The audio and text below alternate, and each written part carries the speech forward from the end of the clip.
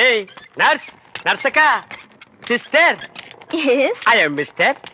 எதுக்காக கூப்பிட்டீங்க? Good morning சொல்ல கூப்பிட்டேன். வேற எதுக்கோ கூப்பிட்டீங்கன்னு நினைச்சேன். பின்ன இலங்கை இந்திய பிரச்சனை பத்தி பேச உங்களை நான் கூப்பிட்டேன். அத பத்திலாம் எனக்கு தெரியாதுங்க. அட 4 மணிக்கு டியூட்டி முடிச்சு வாங்க. உலக விஷயம் நிறைய இருக்கு. அவுத்து விடுறேன். டாக்டர்ட்ட பர்மிஷன் அட வாங்குனீங்க? நாம எதுக்கு டாக்டர் கிட்ட பர்மிஷன் கேட்டுட்டு கவர்மெண்ட் எம்ப்ளாயிஸ்னா ஜாலியா இருக்கணும். வயசு இருக்கும் போதே என்ஜாய் பண்ணணும். என்ன சொல்றீங்க? சாத்துக்குடி சாப்பிடுறீங்களா? வேணுங்க. பிரெட், வேணாங்க. ஒரு கப் மில்க். சரி வேணாம்னா விட்டுரு. நீங்க நர்ஸ், ஐ அம் வார்டு பாய். நமக்குள்ள ஒரு அண்டர்ஸ்டாண்டிங் இருந்தா தானே நல்லா இருக்கும். நர்ஸ், நர்ஸ், ஊசி போற இடம் எங்க இருக்குங்க? பல்லாவரத்துக்கிட்ட ஒரு மைதானம் இருக்கு, அங்க போய் போட்டுக்கடா. இது ஊசி போட நேரம் மாட்டாது. நான் என்ன பண்ணிட்டு இருக்கேன்? கொஞ்சம் கூட நாகரிகம் இல்ல பாருங்க. நம்ம 2 பேரும் பேசிட்டு இருக்கும் போது பழம் சாப்பிடுறேன். வேணாங்க. சாப்பிடு, ஒண்ணு பண்ணாம சாப்பிடுறேன். உங்களுக்கு எந்த ஊரு? ஏன் கேக்குற? இப்பதானே இந்த ஆசிரமத்துக்கு வந்திருக்கீங்க. போ எல்லா விஷயம் புரிஞ்சுக்கிறீங்க. அப்படி என்னப்பா இந்த ஆசிரமத்துல அதிசயம் இருக்கு? நிறைய இருக்கு. அது எனக்கு ஒருத்தனுக்கு தான் தெரியும். உங்களுக்கு திண்டுக்கல் சகாயத்தை பத்தி தெரியுமா? திண்டுக்கல் கசாயத்தை பத்தி எனக்கு தெரியாதுப்பா. கசாயம் இல்ல, சகாயங்கிற மனுஷன் பத்தி தெரியுமா? சகாயம்ங்கிற பெரிய வெங்காயமா? அவனை பத்தி தெரியாதா ரூம் கூட்டி போவியா, இல்லன்னா எங்கேயே விட்டு போயிருவியா? என்ன கோமா பேசுறீங்க? எனக்கு சகாயம் தெரியும், அவங்க அப்பனை தெரியும், அவங்க தாத்தாவை தெரியும், அவங்க பிள்ளைங்க பூரா தெரியும். இவ்வளவு தெரிஞ்சிருந்தும் இந்த ஆசிரமத்துல எனக்கு மணி அடிக்கிற வேலை. ஏன் 10 பேரை உட்கார வச்சு மொட்டையடியா? உங்களுக்கு சகாயமே தெரியலையே. நீங்க எப்படி இந்த ஆசிரமத்துல ஒரு நாளைக்கு மேல தங்க போறீங்க? என்னடா இது சகாயத்தை போட்டு இந்த தோன்றானே சார். அந்த சகாயம்ங்கிறது யாருக்கு சார்? அத நான் இப்ப சொல்ல மாட்டேன், அந்த நேரம் வரும்போது சொல்லுவேன். அவ்வளவு நேரம் ஆகுமா? யா. அப்போ இந்த ஆசிரமத்துல நடக்கிற அத்தனை தில்லு முள்ளும் உனக்கு அத்துபடி? ஆமாங்க. உங்களுக்கு எந்த சந்தேகம் இருந்தாலும் என்கிட்ட கேளுங்க, நான் தீர்த்து வைக்கிறேன். Follow me. ஏய் கரிச்சட்டி வாயா. சிஸ்டர் செல்லா, மேரி அம்மா தான் இவங்க அம்மாங்கறத ஏன்டா மறைக்கிறாங்க? ஓஹோ, நீங்க அத கேக்குறீங்களா? இந்த ஆசிரமத்துல நான் எவ்வளவுக்கு அளவு உத்தமனோ அவ்வளவுக்கு அளவு சிஸ்டர் மோசமானவங்க. மதர் மேரி அம்மா இருக்கும்போது இந்த ஆசிரமம் என்ன வளர்ச்சி தெரியுமா? பூக்கள் என்ன, பழங்கள் என்ன, காய்கள் என்ன, என்ன என்ன என்ன. நீ என்ன கேபி சுந்தரம்பா பேரன் நினைப்பா? அடுக்கிட்டே போறியே. அட அதை விடுங்க, இந்த பில்டிங் விழுந்ததே அவங்களாலதான். இந்த பில்டிங் என்ன தாடியா மீசியாடா வளர்றதுக்கு? இவருங்க என்ன இன்சல்ட் பண்ணாதீங்க. சரிப்பா, ரொம்ப முறிக்காத. இந்த ஆசிரமத்தில் உள்ள சில விஷயங்கள் எங்களுக்கு ரொம்ப தேவைப்படுது. அந்த திண்டுக்கல் சகாயம் கிடைச்சா உங்களுக்கு எல்லாமே கிடைச்ச மாதிரி தான். டேய், எங்க ரூம் எதுடா? இதான். சரிடா. தமிழே, நீ உள்ள போ. சார், அந்த திண்டுக்கல் சகாயம் யாருங்க சார்? ராத்திரி 12 மணிக்கு என் சமயத்துக்கு வந்தா அவரை நான் உங்கள்ட்ட காமிக்கிறேன். 11:45 வந்தா அவர் மனுஷனாவே இருக்க மாட்டாரு. டேய், அந்த திண்டுக்கல் சகாயம் யாரா? ராத்திரி 12 மணிக்கு வாங்க. டேய், அந்த திண்டுக்கல் சகாயம் யாரா? ராத்திரி 12 மணிக்கு வர சொல்லல. 12 மணிக்கு வரேன்டா நானு. வா வா.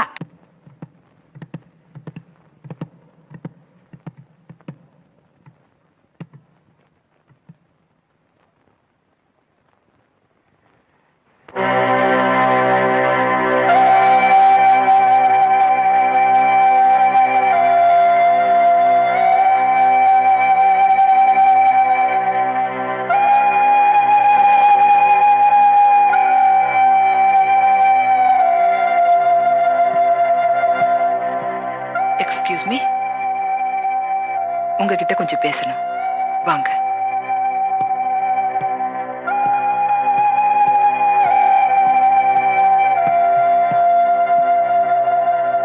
மேரி அம்மா கடைசி நிமிஷம் வரைக்கும் உங்களை தான் எதிர்பார்த்துட்டு இருந்தாங்க. ஆனா நீங்க வரல. தன்னுடைய கடைசி ஆசையா நீங்க தான் அவங்களுடைய இறுதி ஊர்வலத்துல சிலுவையை தூக்கிட்டு வரணும்னு உயிர் பிரியிற அந்த நேரத்திலையும் என்ன கூப்பிட்டு சொன்னாங்க. வேற எதுவும் சொல்லலையா சிஸ்டர்? இல்ல, அதுதான் அவங்க சொன்ன கடைசி வார்த்தை. உயிர் பிரியிற அந்த நேரத்தில் கூட மேரியம்மா என்ன பத்தி தான் நினைச்சிருக்காங்க. அப்படின்னா அவங்களுக்கு எனக்கு என்ன உறவு? ஊர்வலத்துல சிலுவையை தூக்கிட்டு போறதுக்கு நீதான் வேணும்னு உறவுக்காரங்களுக்கு சொல்லி அனுப்புற மாதிரி உனக்கு தந்தி கொடுத்து வர வச்சிருக்காங்கன்னா இதுல இருந்து தெரியலையா நீதான் அவங்க புள்ளன்னு? சிலுவையை தூக்கிட்டு போறது நம்மள கொள்ளி வைக்கிற மாதிரி இல்லையா சிஸ்டர்? நீங்க வந்ததுல இருந்து பாத்துட்டு இருக்கேன். உங்க பேச்சும் போக்கும் எதுவுமே சரியில்லை. எந்த இடத்துல யார பத்தி என்ன பேசுறோங்கிறது கொஞ்சமாவது யோசிச்சு பேசணும். மேரி அம்மா மாதிரி ஒரு புனிதமான துறவிக்கு சிலுவையை தூக்கிட்டு போற வாய்ப்பு உங்களுக்கு கிடைச்சிருக்கு. அதை நினைச்சு பெருமை பண்ணுமே தவிர இப்படி அனாவசியமா வாய்க்கு வந்தபடி பேசுறது ரொம்ப தப்பு. சிஸ்டர், 25 வருஷமா அப்பா அம்மா இல்லன்னு நினைச்சு வாழ்ந்துட்டு இருக்கிற ஒரு அனாதைக்கு இப்படி ஒரு தந்தி வந்தா அவன் என்ன எதிர்பார்ப்போட வருவான்னு என் நிலைமையில இருந்து கொஞ்சம் யோசிச்சு பாருங்களேன். சொல்லுங்க சிஸ்டர். முன்ன பின்ன அறிமுகம் இல்லாத இந்த அனாதையை கூப்பிட்டு சம்பந்தம் இல்லாம சிலுவை தூக்கிட்டு போடான்னு சொல்லிட்டு செத்துருக்காங்கன்னா அவங்களுக்கு எனக்கு எந்த விதமான சம்பந்தம் இல்லைங்கிறீங்களா? இல்ல இதுக்கு மேல அவங்க வேற ஏதாவது சொல்லி அதை எங்க கிட்ட சொல்லக்கூடாது நீங்க மறைக்கிறீங்களா? ஓ காட், நீங்க ரொம்ப குழம்பி போயிருக்கீங்க. உங்களுக்கு எப்படி புரிய வைக்கிறதுன்னு எனக்கு தெரியல. மேரி அம்மாவுக்கும் உங்களுக்கு என்ன சம்பந்தம்னு அவங்க சொல்லல. எங்களுக்கு மேல இருக்கிற பெரியவங்க என்ன சொல்றாங்களோ அதன்படி கேள்வி கேட்காம கீழ்ப்படிஞ்சு நடக்கிறது தான் எங்களுடைய கடமை. மேரி அம்மா உங்களுக்கு தந்தி கொடுக்க சொன்னாங்க, கொடுத்துட்டேன். நீங்க வந்த உடனே அவங்களுடைய கடைசி ஆசையை சொல்ல சொன்னாங்க, சொல்லிட்டேன். நான் என் கடமையை முடிச்சிட்டேன். இனிமே பொறுப்பு உங்க கையில தான் இருக்கு.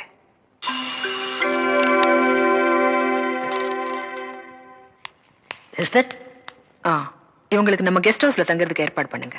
சரிங்கம்மா. அம்மாவை அடக்கம் பண்றதுக்கு நேரம் இருக்கு. அவங்களுடைய கடைசி ஆசைய நீங்க நிறைவேற்றுவீங்கன்னு நம்புறேன்.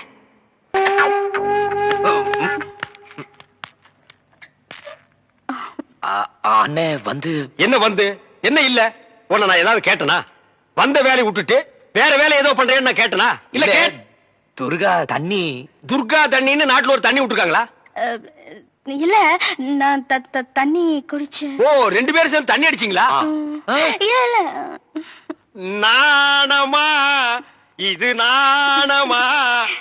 பெரல கடிக்கிறியா? ஏன் காலால கோலம் போடுறதானே? தமிழே பாத்துக்க, இதுதான் தமிழ் மண்ணோட தன்மை. இது உடம்பு பூரா ஓடுது. புடிச்சு நிறுத்துப்பா. அண்ணே பதிலுக்கு நீ போடல, ஆனா இது மாதிரி போடாத. கொஞ்சம் புதுமை. கால் விரல எடுத்து வாயில வச்சுக்க, கையால கோலம் போடு. புதுமை. அப்போ நான் உள்ள போறேன். அப்போ நாங்க வெளிய போகட்டுமா? தண்ணி நல்லா குடிச்சியா? இன்னும் நிறைய குடிச்சுக்குமா? இங்க விழுந்தா நாங்க இருக்கிறோம், அங்க போய் விழுந்தா யாருமே இல்ல. ஏனே கொஞ்சம் சும்மா இருக்க மாட்டீங்க? என்ன சும்மா இருக்கிறது? பண்றது பூரா நீ. வா ரூமுக்கு போலாம். இல்ல நான் துணைக்கு இருக்கேன். என்னது? நானும் தான் துணைக்கு இருப்பேன். எனக்கு அங்க படுக்க பயமா இருக்கு. ஏப்பா, இந்த ஃபாதர் அப்பா நம்மள கிளம்பி சொல்லிட்டு அவர் என்ன பண்றாரு? ஏன சத்தம் போட்டுட்டு இருக்கீங்க? இந்த பாருங்க, சிஸ்டருக்கு தெரியாம பிஷப் கிட்ட அழைச்சு போறதுக்காக தான் ஃபாதர் லேட் பண்ணாரு. பிரதர், ஒரு முக்கியமான விஷயம். என்ன? ஃபாதர் உங்களுக்காக ஜீப்ல காத்துக்கிட்டு இருக்காரு. நீங்க பின்னாடி வெளியே போயிருங்க, ரகசியமா இருக்கட்டும். இது ரகசியமா? பேய் கத்துக்கடா, ஓடி போடா. அண்ணே ஏதோ நமக்கு ஹெல்ப் பண்ண வந்திருக்காரு. ஹெல்ப்பா? பல்புக்கு கூட லாய்க்கு இல்லாத பையன். தம்பி, என் பெருமையை பத்தி இவருக்கு தெரியாது. பிஷப்புக்கு தெரிஞ்ச 2 பெரிய தலை இல்ல, ஒண்ணு ஏன் தலை, இன்னொன்னு காட்டெருமை தலையா? ஃபாதர் தலை. தமிழ், நீங்க என்ன பண்றீங்க? பிஷப்பிட்ட போய் திண்டுக்கல் சகாய் அனுப்பிச்சாரு. என்ன சொன்ன நீ? படுவா, என்ன சொன்னீங்க? அவர் புட்டு வைப்பாருன்னு சொன்னேன். எங்க புட்டு தோசை விக்கிறாரு? வாங்க போலாம். வாங்க. டேய், நீ எங்கடா வர? நீ என்ன வர சொன்னீங்க? வாங்கன்னு சொன்னா வந்துருவியா? போங்கன்னு சொன்னா போடா. டேய் வா. இங்கே இருந்து சிஸ்டர் என்ன பண்றாங்க நீ ஃபாலோ பண்ணு. உன் பேர் என்ன? என் பேர் திண்டுக்கல்.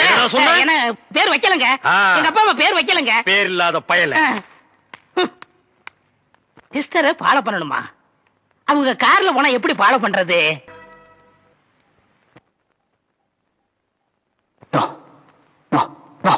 நான் சாக மாட்டேன். தூக்குல தொங்க மாட்டேன். ஏதோ வயத்துல தப்பு பண்ணிட்டு அதுக்காக தூக்குல தொங்கணுமா? அவங்க இன்னும் 2 நாள்ல என்ன தூக்குல போட போறாங்க. நீ கையை கட்டி நின்னு அதை வேடிக்கை பாரு. இப்படி ஒரு கையால கதவு எனக்கு காப்பேன். எதுக்கு வந்த? இங்க எதுக்கு வந்த? நான் சாகிறதுக்கு முன்ன கடைசியா என்ன பாத்துட்டு போலான்னு வந்தியா? போயிடு. இந்த கவர்மெண்ட் என் கைக்குள்ள, இந்த காக்கி சட்டை டிபார்ட்மெண்ட் என் பைக்குள்ள அப்படியே பெருசா பீத்துனிய. ஏதாவது சாட்சியா? இல்லையே. கடைசியில ஜனாதிபதி கிட்ட கர்ணம் கூட போட்டேன். அதுலயாவது ஏதாவது சாட்சியா? இல்லையே. நீ என்ன செய்விய எது செய்விய எனக்கு தெரியாது. நான் தூக்குல தொங்க கூடாது. என் முகத்திலே முடிக்காத போ. Excuse me. எஸ். உள்ள வரலாமா மிஸ்டர் தர்மசீலன்? உள்ள வரதுக்கு அனுமதி தேவையில்ல. ஆனா அந்த ஜெயில விட்டு வெளியே போறதா இருந்தா நிச்சயம் அந்த தர்மசீலனோட அனுமதி தேவை.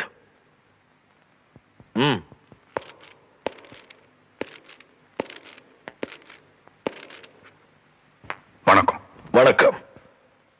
வருமான வரிங்கிற பெயர்ல கோடிக்கணக்கில் பணத்தை கொட்டி இந்த நாட்டு கஜானாவே பாதிக்கு பாதி நிரப்புற நம்பர் 1 பிசினஸ்மேன் பிரபல சக்கரவர்த்தி இண்டஸ்ட்ரீஸோட சேர்மன் பிரதீப் சக்கரவர்த்தினா.